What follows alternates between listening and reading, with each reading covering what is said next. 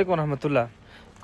من خو اکثر اطرافو ته لاړ شو، ځینې یو کور سره مرسته یا مثال یو چاته دکان یو بل څه جوړ کړو، خو دلته چې راغلو دغه کلي کې تقریبا دا لغمان ولایت دولت شاه ولسوالۍ کندا کوري په نامه باندې کلی ده. هغلته تاسو وینئ تقریبا ډېر کورونه دي. دې غونډۍ تر شا دی وایي چې 125 کورنۍ دي. دې خلکو مسجد زه به تاسو ته در وښیم. دا مسجد دی، ګوره هلته هغه ځای کې پې لیکلی هم دی. صحیح جنګونو کې ورانشه ټول توپونه والا. ها نو دا مسجد دی، خو دا مسجد فلسفه پکې دا تاسو ته وینئ. دا د مسجد چت او دا صف او دا محراب. صحیح ده، دې خوا ته هم تاسو ته ښکاري.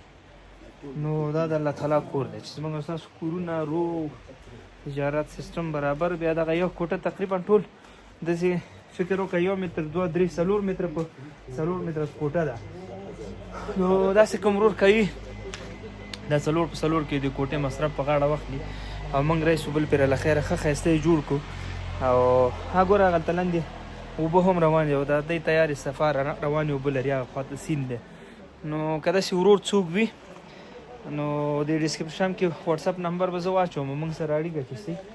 دغه 4 متره په 4 متره کې فقط دغه مسجد دی لپاره ورغو. دا ګوره تاسو وینئ چت مت دغه لرګي دي، نو فرش پکې هوار دی، نور شی نشته دي. خالي چې باران او باد شي نو بیا دلته لمونځ هم نه کېږي. نو په دې کې به موږ تاسو ملامتېږو. الله تعالی کورونو باندې خرچه کول مصرف کول بیا خو فکر کوم دا خو بیا داسې ذات دی چې بدلې سوچن دی. نو راځي که کوم ورور یا خور وي دغه 4 متره کې د کوټې مصرف په غاړه واخلي انشاءالله. بل پې چې راځم ښایسته به فرش هم هواري، سیمټ به هم وي او یو کار به دا وکړي چې دا خلک به خپل دې پکې کار هم وکړي. نو دا د کلي امام صاحب دی، دا چې تاسو وینئ.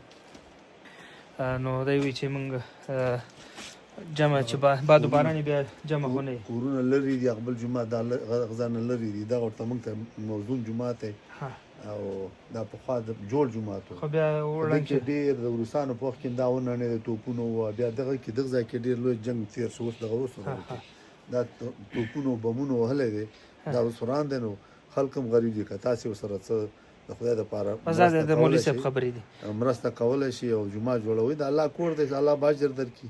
د خلکو به پې باندې د عبادت ځای جوړ شي، تاسو ته به الله اجر درکړي، ثوابي شی دی. جنتي شي مولوي صاحب 4 په 4 کې انشاءالله. دا نو معلومات راته نشته دی. مخکې چې ویلي چې 15 په 10 په 15 کې به نه دغه دا اوس هم دا کوټم چې جوړه شي دا هم غټه ده. صحیح ده، فکر وکړه نو 15 په 4 کې انشاءالله راځي. 15 په 15 کې شاید راشي که نه. دا 15 په 15 کې انشاءالله راځي. نو که څوک بسم الله کې موږ سره رابطه کې انشاءالله بل پرې راسو ښه ښایسته جوړ ډېر به خوند وکړي. تاسو هم چا خبره خوشحاله به قلبي سکون اطمینان به الله درکړي درته چې بل پرې راځو ښایسته فرش هوار یې ښایسته سپین رنګ ورکړی. مولي صاحب وبخښه دې خوا وګورئ دومره خوندور ځای دی. تاسو ته غلنج پټي ښکاري هسې ښایسته منظرې ځای دی، خوند کوي که نه. نو الله دې تاسو ته اجر درکړي. عزتمن شي ډېره مننه ویډیو سره خپره کړي تر څو پورې ځینې ورونه پیدا سي او انشاءالله جومات کار وکړو. صحیح ده، عزتمن شي.